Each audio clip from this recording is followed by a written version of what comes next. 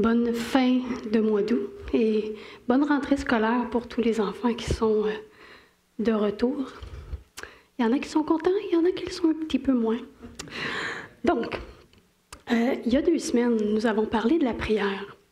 Et nous avons vu que notre vie de prière ne devrait pas être simplement une suite de paroles que nous adressons à Dieu, mais surtout de l'écoute. Écouter Dieu. Car si Dieu est vivant et qu'il nous appelle à marcher dans son plan, nous devons d'abord écouter sa voix, afin de lui répondre.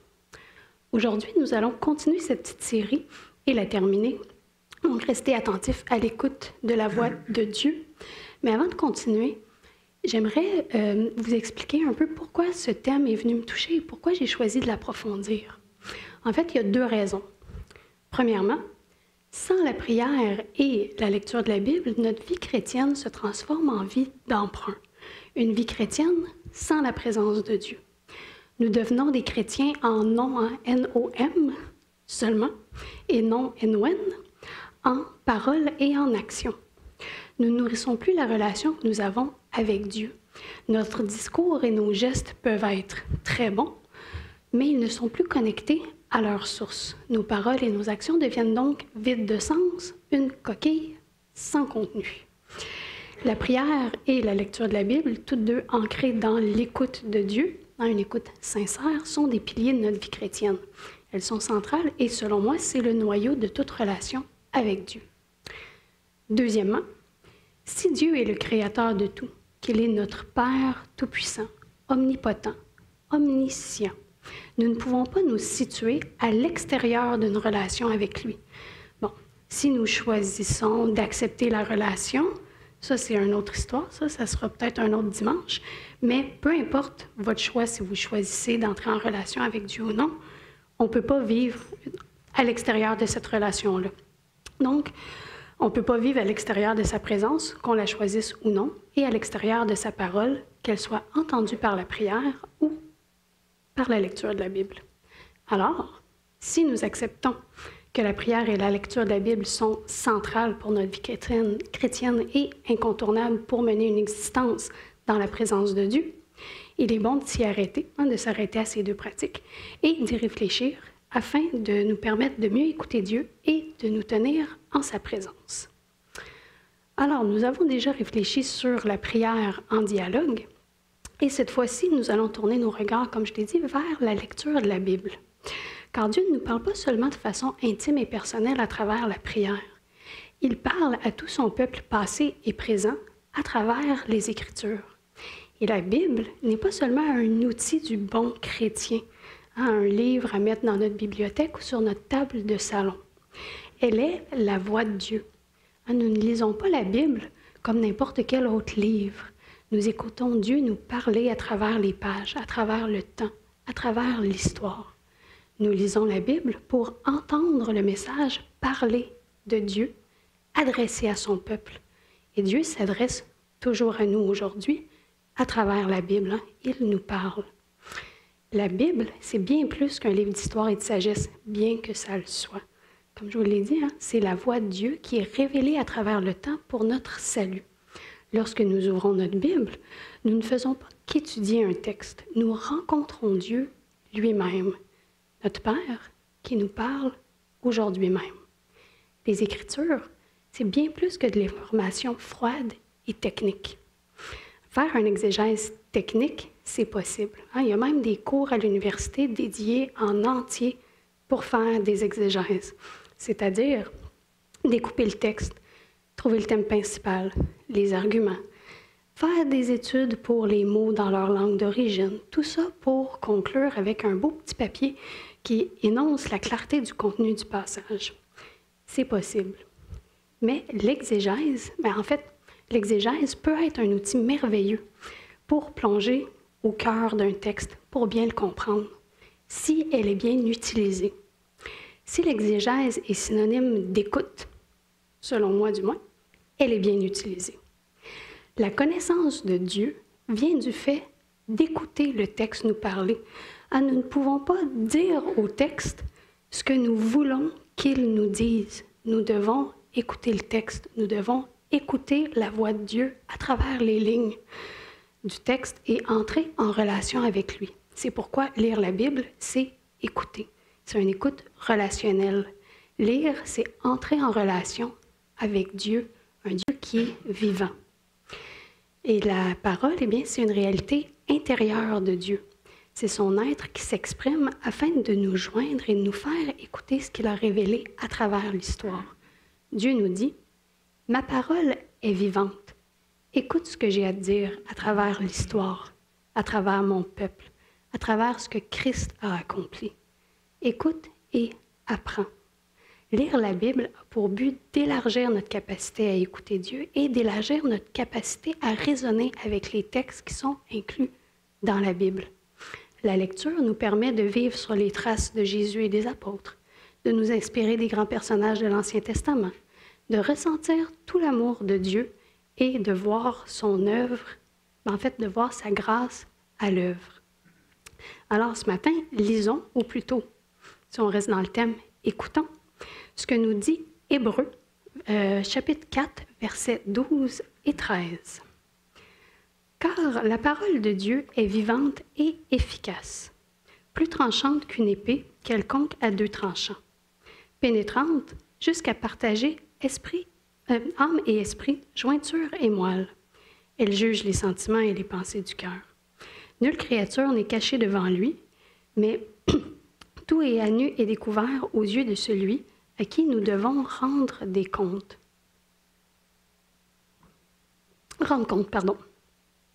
C'est la parole de Dieu pour nous ce matin. Seigneur, nous te remercions pour ta parole vivante et efficace. Merci, car en ouvrant ta Bible, ce n'est pas seulement un livre que nous lisons, c'est ta voix que nous entendons. Aide-nous à jamais ne prendre cela à la légère. Aide-nous à approcher avec un cœur attentif et disponible. Amen. Donc, en 3 points, la première partie avait 3 points, celle-là en a 3 aussi. J'ai essayé de rester équilibré entre les deux. Nous allons voir l'importance d'écouter la voix de Dieu en lisant la Bible et bien sûr d'y rester attentif. Donc, premièrement, la Bible, c'est la voix vivante de Dieu. Deuxièmement, la Bible, c'est écouter Dieu relationnellement. Et pour terminer, les allergies, la Bible, c'est la parole de Dieu qui nous façonne et nous situe dans son plan. Donc, commençons par le premier. La Bible, c'est la voix vivante de Dieu. Je pense que ce qui est important de comprendre, c'est que la Bible, ce n'est pas un vieux livre poussiéreux, figé dans le temps, figé dans le passé. Peu importe le texte que nous lisons, nous pouvons apprendre quelque chose qui est pertinent pour notre vie, quelque chose qui influence notre vision du monde, nos paroles, nos actions, afin de représenter encore mieux Dieu sur terre. Quelque chose qui nourrit notre relation avec notre Père, qui nous permet de mieux le comprendre, qui nous permet de rester en relation avec lui, qui nous nourrit et qui nous permet de rester dans sa présence.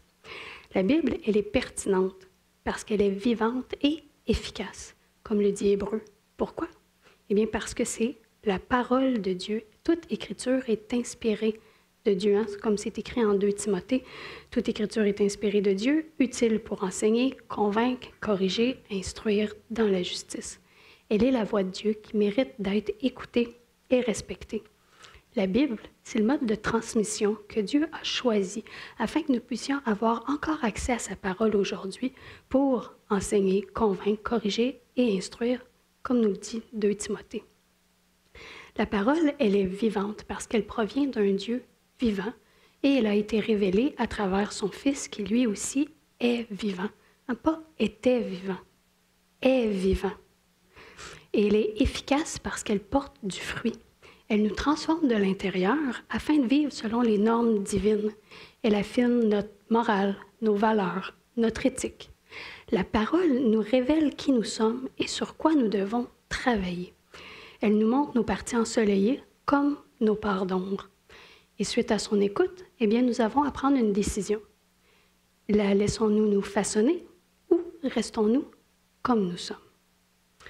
À travers la création, à travers l'histoire d'Israël, à travers les prophéties, à travers Jésus et les apôtres, Dieu a parlé et il parle encore. C'est la même voix, la même vérité, le même esprit qui agit aujourd'hui lorsque nous ouvrons nos Bibles. Et cela nous amène sur un autre point. Excusez-moi.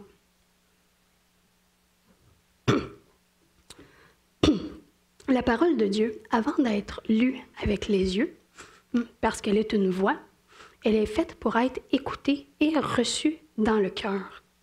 Donc, on l'écoute avec nos oreilles et on la reçoit dans notre cœur. Lire la Bible aujourd'hui, c'est entrer dans cette continuité d'une même voix, d'un même esprit et d'une même vérité.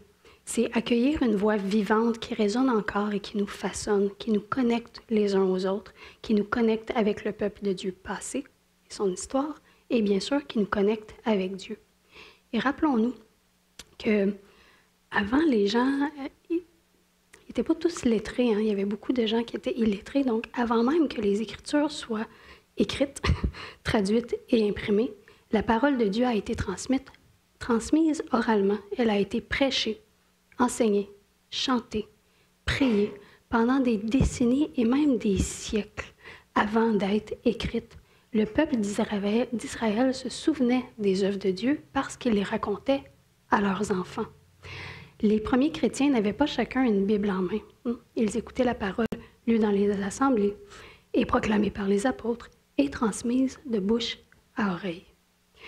Les seuls mots écrits par Jésus se sont effacés avec le souffle du vent parce qu'ils ont été tracés à l'aide d'un doigt dans le sable.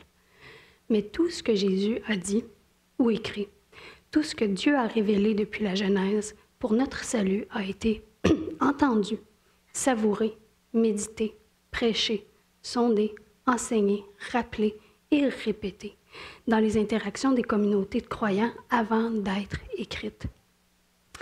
Dieu était actif à travers les voix des communautés, comme Dieu est actif encore aujourd'hui à travers les Écritures. Et il est vivant dans chaque ligne de la Bible, mais il est aussi vivant parce qu'il vit à travers les communautés qui continuent à lire la Bible. Et il est vivant à travers le cœur de tous les croyants, passés et présents. Et je me permets une parenthèse ici parce que ce sont souvent des questions qui sont soulevées, ou disons des arguments soulevés contre la Bible, que j'entends et que vous avez peut-être entendus. Les voici. Les textes de la Bible ont été transformés avec le temps. On ne peut pas être sûr de rien parce qu'il y a tellement de copies. Ou la Bible est un amalgame de textes choisis par l'Église pour aider l'agenda des hauts placés. Et ça m'irrite un petit peu parce que c'est des arguments qui sont mal informés. En gros, là, pour faire ça simple, la Bible a été formée en 4 étapes. Il y a la rédaction des textes, la formation des canons, donc la sélection des textes, la transmission et la traduction. Il faut qu'il y ait eu ces 4 étapes pour que les textes arrivent jusqu'à nous aujourd'hui. Et ce n'est pas nécessairement linéaire. Hein? Entre les étapes, il y a du va et du vient. Ce n'est pas 1, 2, 3, 4 et c'est fini. C'est compliqué. Hein? Il y a en plus, chaque étape a des sous-étapes. Bon, hein? C'est un champ d'études complet à l'université. Si vous allez en théologie, si ça vous intéresse, et certaines personnes y dédient leurs études complexes et même leur carrière. Mais pour faire ça le plus concis possible, parce que pas dans un cours biblique non plus, on peut avoir confiance dans la production rédactionnelle des textes bibliques parce qu'ils n'ont pas été écrits sur le coin d'une table en vitesse, comme certains ados qui n'ont pas le temps de finir leurs devoirs puis qui le font le matin même de la remise. Hein? Les auteurs n'écrivaient pas des rumeurs. Ils écrivaient des témoignages, des oracles, des lettres destinées aux églises. Ils compilaient des informations et consultaient d'autres sources pour valider. Dans l'introduction de Luc, ça le dit, il a validé avec d'autres sources. Et bien sûr, l'inspiration divine était présente. Il y avait une rédaction intelligente et inspirée avec une intention, du début du processus jusqu'à la rédaction finale. Il y a aussi ce qu'on appelle la critique textuelle et la critique externe pour s'assurer que tous les textes étaient conformes. Et pour ce qui est des tonnes de copies, ce n'est pas un point négatif, mais positif. Dans mes études, on avait vu qu'il y avait 5000 copies du Nouveau Testament datant du 2e et du 3e siècle. Et s'il y a plusieurs copies, eh bien, c'est facile de comparer, de remonter à la source originale et de voir s'il y a eu des changements, des modifications ou des ajouts par les copistes. Et oui, il y a des copies qui remontent à une époque très proche des événements qui sont relatés. En fait, il y a moins de temps entre les événements relatés dans le Nouveau Testament et leur mise en écrit qu'entre la vie d'Alexandre le Grand et la première biographie qui a été écrite à son égard. Et les gens vont tout de même avoir des doutes par rapport à la Bible. Mais en plus des textes qui sont plus courts en temps, il y a une liste de textes à travers l'histoire qui a été faite de ce que la Bible contenait. Et les copistes étaient choisis avec soin. Ils étaient minutieux et attentionnés dans leur travail. La canonisation des livres, donc le choix des livres, n'est pas un complot afin de servir l'agenda des hauts-placés des siècles plus tard. Il y avait des critères sérieux pour sélectionner les textes. Oui, il y a eu un processus de sélection qui s'est échelonné sur plusieurs années. Oui, il y a eu des révisions des sélections, comme à la Réforme. Mais on peut avoir confiance que la sélection n'était pas arbitraire. Si ça vous intéresse tout ça, c'est moins biblique que théologique, mais on pourra s'en reparler. Vous pouvez venir me voir. Bon, fin de la parenthèse. Et passons à la deuxième section. La Bible, c'est écouter Dieu relationnellement. Comme mentionné brièvement, la Bible, ce n'est pas seulement accumuler des connaissances. Lire la Bible, ce n'est pas comme lire un manuel scolaire ou un roman. Lire la Bible, c'est entrer en relation. C'est comme recevoir une lettre d'un père à ses enfants. C'est comme écouter la voix d'un ami proche. Lorsque nous lisons les psaumes, par exemple, nous entendons un Dieu qui console dans les larmes, un Dieu qui reprend dans l'orgueil, un Dieu qui encourage dans l'épreuve. En lisant la Bible, Dieu nous parle et ce qu'il nous dit, ce n'est pas abstrait. Il nous montre comment il est entré en relation avec son peuple à travers l'histoire. Dans l'Ancien Testament, nous voyons un Dieu qui fait alliance avec Abraham, qui libère Israël de l'esclavage en Égypte, qui marche avec son peuple dans le désert, qui parle à travers les prophètes pour rappeler son amour et sa fidélité. Et dans le Nouveau Testament, nous voyons un Dieu qui va jusqu'à se faire chair en Christ pour marcher au milieu de nous, mourir pour nous et nous ouvrir le chemin de la vie éternelle. À chaque page, nous voyons le cœur d'un Dieu qui veut se faire connaître, qui veut entrer en relation avec son peuple. Ce que nous lisons dans la Bible, ce n'est pas seulement ce qu'il a fait pour eux, mais c'est aussi ce qu'il a fait pour nous aujourd'hui. Ce même Dieu qui a parlé à Abraham, à Moïse, à David, aux prophètes, aux apôtres, nous parle encore aujourd'hui avec la même parole. C'est la même voix, la même vérité, le même esprit. Et c'est concret en plus. J'aime le concret, vous savez, c'est plus pratique. Lorsque nous lisons la Bible, nous pouvons ressentir dans nos vies l'amour d'un Père qui nous accueille, la grâce d'un Sauveur qui nous pardonne, la présence d'un Esprit qui nous guide. La parole de Dieu n'est pas seulement entendue, elle est expérimentée. Elle éclaire nos choix, nous corrige quand nous nous égarons, elle nous console dans nos épreuves et elle nous pousse à aimer et servir. Elle entre en relation avec nous, avec nos actions et nos paroles. Ce que nous recevons de la Bible peut être mis concrètement en action. Pardonner un ennemi, encourager un frère ou une sœur, choisir l'intégrité dans une situation difficile, persévérer dans la foi quand tout semble sombre. La Bible n'est pas une théorie spirituelle, elle est une vie complète qui se déploie dans la nôtre. Trop souvent, nous lisons la Bible vite, distraits, ou alors nous cherchons simplement une information, c'est dans quel verset ça? Mais lire en écoutant, c'est se mettre à genoux intérieurement et dire « Seigneur, qu'as-tu à me dire aujourd'hui? » Et c'est pourquoi, avant même d'ouvrir la Bible, et ce, peu importe la façon dont vous lisez, peu importe le temps dont vous disposez, parce qu'il y a plusieurs façons de lire la Bible, puis il y en a plusieurs qui sont très bonnes, nous devrions tous prier « Seigneur, ouvre mes oreilles et mon cœur. » Et nous pouvons même ajouter la prière de Samuel, il y a 2 semaines, « Parle car ton serviteur écoute. » Ouvre mes oreilles et mon cœur à ta parole, à la relation que tu as eue et que tu as avec ton peuple. J'écoute. Troisième et dernier point. La Bible, c'est la parole de Dieu qui nous façonne et qui nous situe dans son plan. La parole ne fait pas que nous instruire, elle nous transforme. Hébreu dit qu'elle est pénétrante jusqu'à partager l'âme et esprit, jointure et moelle. Donc, la Bible ne fait pas qu'effleurer notre intellect. Elle entre au plus profond de notre être. Elle révèle nos pensées, nos intentions cachées. Elle met en lumière ce qu'il y a dans notre cœur. Elle agit comme un miroir spirituel qui montre qui nous sommes réellement devant Dieu. Mais la parole ne fait pas que révéler. Elle façonne. Elle nous rappelle qui nous sommes.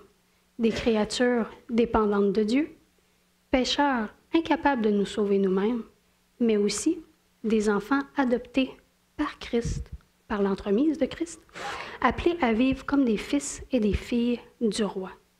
La parole n'est pas seulement un constat, elle est aussi un appel à la transformation. Concrètement, la Bible agit dans nos vies comme un maître forme son disciple. Elle nous apprend à penser selon la vérité de Dieu plutôt que selon les mensonges du monde. Elle nous apprend à aimer selon le cœur de Dieu plutôt que selon nos limitations humaines. Elle nous apprend à pardonner comme Dieu pardonne et à marcher dans la lumière plutôt que les ténèbres.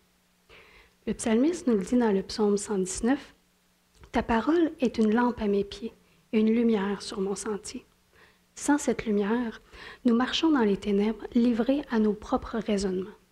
Mais avec la parole, nous savons où aller, comment vivre, comment obéir à Dieu. Et surtout, nous savons que nous ne marchons pas seuls. C'est la voix du Père qui nous guide et qui nous accompagne jour après jour et qui nous permet d'entrer dans son plan et même de nous situer dans son plan. Nous avons tous une place dans son plan et pas n'importe quelle place. La nôtre, celle que Dieu a choisie pour nous. Et c'est super important, peu importe ce que c'est. Ainsi, la lecture de la Bible n'est jamais neutre. Si nous ouvrons notre cœur, elle nous change et elle nous transforme. Elle nous permet de passer de l'orgueil à l'humilité. Elle nous console dans la détresse. Elle nous redresse quand nous tombons. Elle est la main de Dieu qui nous façonne à l'image de son Fils. Donc, rester à l'écoute de Dieu, c'est, entre autres, deux choses. La prière pour écouter la voix de Dieu de façon intime et personnelle, et la Bible pour écouter la voix de Dieu de façon universelle, adressée à tout son peuple. Et la prière et la parole vont ensemble. Prier sans la parole, c'est risquer de se tromper de voix, V-O-I-X, donc de se tromper de voix. Lire la parole sans prier, c'est risquer de réduire les Écritures à un simple texte. Mais écouter Dieu dans la prière et dans la parole, c'est marcher avec lui. Pour terminer, la posture à avoir me semble être une de gratitude par rapport aux Écritures et non pas une de consommation. Même si elle est sous la forme d'un livre que nous pouvons acheter et mettre dans une bibliothèque, nous ne devons pas la consommer comme un produit. Nous devons l'écouter avec une oreille attentive et un cœur ouvert. Nous devons nous mettre à l'écoute de la parole de Dieu. Écouter pour nous laisser guider, pour entendre les perles de sagesse. Écouter pour la laisser nous transformer. Nous écoutons et nous apprenons en nous mettant à l'école de Dieu, à l'écoute de sa parole qui a été conservée par écrit.